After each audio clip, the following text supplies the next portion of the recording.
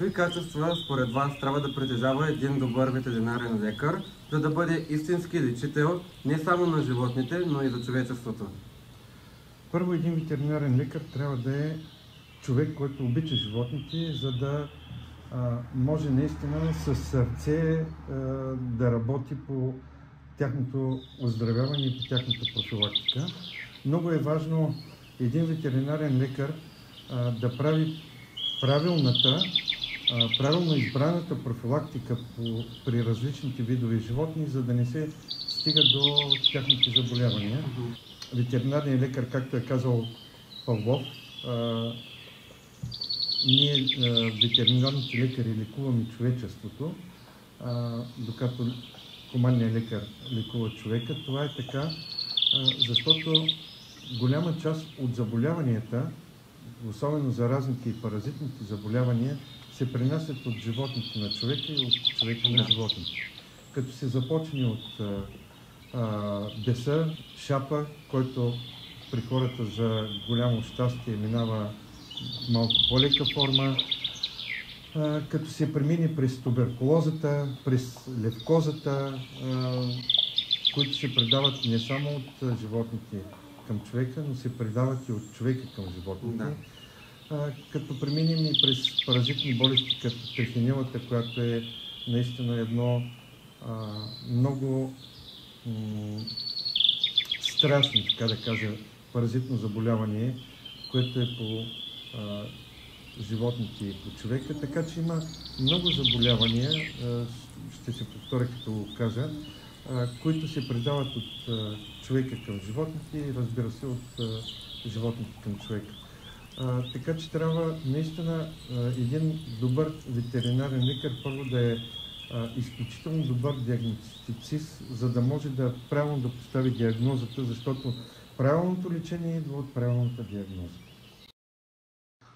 Тази връзка е първо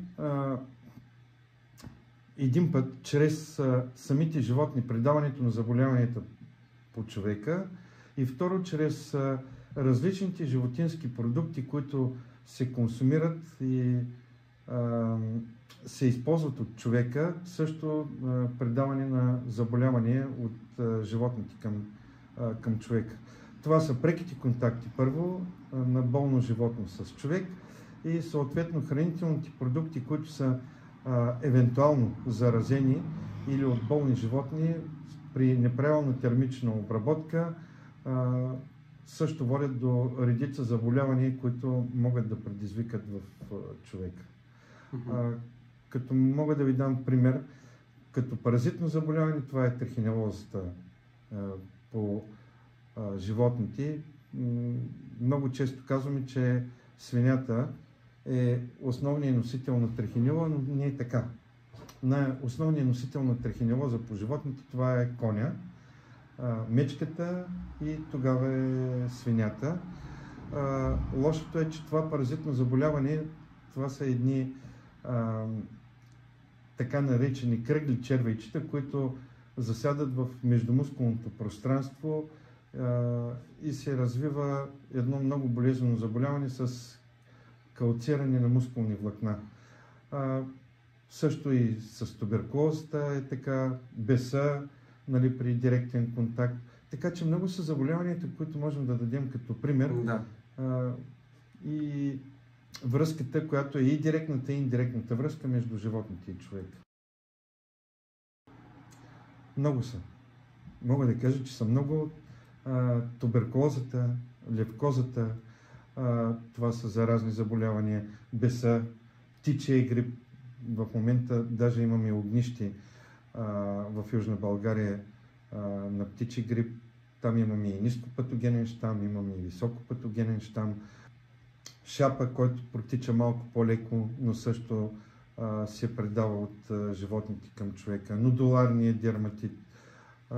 Така че много са заболяванията, които са еднакви, така да се каже, между животните и човека. Какви смятате, че са специфичните предизвикателства и възможности за нашия район? Тук наистина имам една специфика, И тази специфика се казва комар. Да. Защото комарите носят много заболявания. За съжаление, все повече се увеличава популацията на тигровия комар, който принася едно наистина много опасно заболяване. Това е треска западен Нил, която е и по човека, и по животните.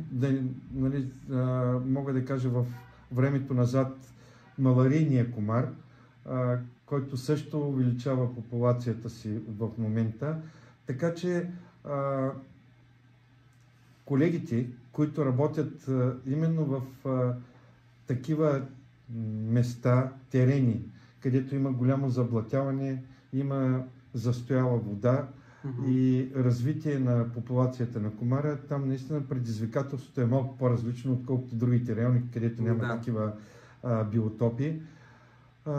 Така че мога да кажа, че нашата работа като ветеринарни лекари в тези райони е малко по-сложна, защото има бързо принасяне на заболяванията от комарите, от животно на животно. Вие знаете, комара пие кръв от едно животно, след това се прехвърля от човека, пие кръв, вече заразен с заразено хоботче и така може да принесе заболяването между много хора и много животни. Биологичното разнообразие ние не можем да го опазим, ако човека не го опазва.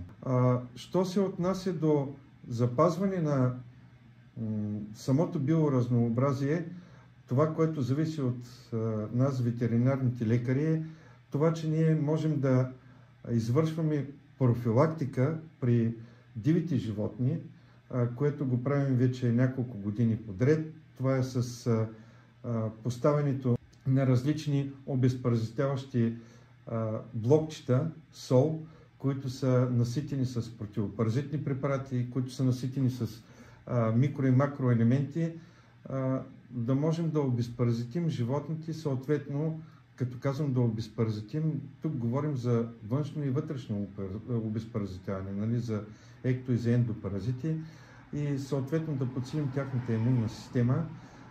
Но искам да кажа като и председател на ловното сдружение, че за опазване на биоразнообразието голяма роля играят ловните дружинки и в частност самите ловци. Защото ловните дружинки изграждат малко по-встрани сега семейство, но то е неразривно свързано едното с другото. Ловните дружинки изграждат чакала за наблюдение на дивеча. Ловните дружинки изграждат различни солища, закупуват и съответно разпространяват в териториите си различни видове дивеч. За нашия район това е фазана и в малко количество това е яребицата, полската яребица. В други региони това е заека и скалната яребица, киклика. В трети райони това е зеленоглавата патица. Така че по този начин ние поддържаме едно биологично равновесие. Не на последно място и ловните дружинки организират и отстрел и намалени популации на хищника, т.е. на вредния дивеч, с който пък опазваме другите видове дивеч. Разбира се, отстреленият дивеч вече се преглежда от колегите ветеринарни лекари. По същия начин, след отстрела на другите видове дивеч, говоря и за благородния елен, и за сърната, и за дивата свиня, също се правят различни изследвания, и кръвни, и тъканни, с които ние констатираме дали това животно е здраво, дали това животно носи в себе си антитела на различни заразни заболявания, или в момента това животно е заразено. Така че ролята тук е малко преплетена на колегите ветеринарни лекари, на дружинките, които са по места, ловните дружинки, и се работи в синхрон. Точно миналата седмица имахме среща, общо събрание на Асоциацията на Дунавските общини. Тук ние наистина сме в доста добри и приятелски и колегиални взаимоотношения с колегите от румънска страна. И именно това е в момента дейността, която искаме да я синхронизираме. Това е обработката на терените именно за комарите. Защото не се ли пръска от двете страни, от българска и румънска територия, т.е. да се третират биотопите за комари, ефектът е почти нулев. Вие знаете, тук за 2 дни, след като третираме, няма комари, но ако колегите от среща, румънците, не обработват терените, един комар за час по въздушно течение минава 2 км. Т.е. река Дунав е 800 метра, за половин час комарите от Румъния са при нас. Да. Така че това е една добра практика. Синхронизираното третиране, по-точно борбата с комарите от двете страни едновременно, от румънска и от българска страна. Как се съчетават и допълват дейностите на доктор по ветеринарна медицина и на кмета на общината? Съчетанието между едното и другото наистина е трудно. Ще ви кажа защо. Защото, бидейки кмет, а хората, знайки, че си ветеринарен лекар, те искат от тебе намаление на популацията на бездомните кучета, намаление на популацията на бездомните котки. Съответно, имал съм много парадоксални случаи. Обаждат ми се в Крайдуновския парк, ами доктор Стефанов, елати, тук имаме пипелянки, имаме змии, имаме пък отровни животни, което не е така. Даже един от парадоксите беше, когато вече реализирахме проекта по Крайдуновския парк, понеже беше ранна пролет, хората, които точно правиха стъпалата от среща, за да се слезе в Крайдуновския парк, като започнаха да копаят, почнаха да излизат много водни змии. Фирмата искаше да се откаже и трябваше да им покажа, че тази змия не е отровна. Нали, ходих да хвана една змия, да видят, че тази змия не е отровна, за да могат да си продължат работата, защото това са чисти водни змии. Когато си ветеринарен лекар, искат малко повече от теб като правомощия, отколкото ако си кмет, да не си ветеринарен лекар.